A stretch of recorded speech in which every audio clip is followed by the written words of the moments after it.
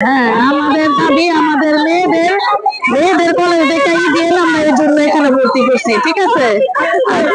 হ্যাঁ হ্যাঁ, আমি অভিভাবক, কিন্তু এমনি তো মনে করেন যে ঢাকা ভার্সিটি, জগন্নাথ, ঢাকা কলেজ ছেলেদের অনেক আছে, এটা মেয়েদের আছে, এটা মেয়েদেরই থাক, এটার জন্য তো ছেলেদের ঢোকার কোনো প্রশ্নই ওঠে না, ঠিক আছে।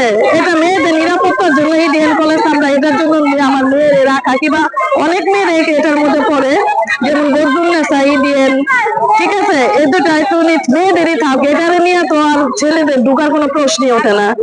এটা সব অভিভাবকদের জন্য, এটি আমার বলা, এই জন্য আমরা আজকে মানববন্ধন। হ্যাঁ, ঠিক আছে,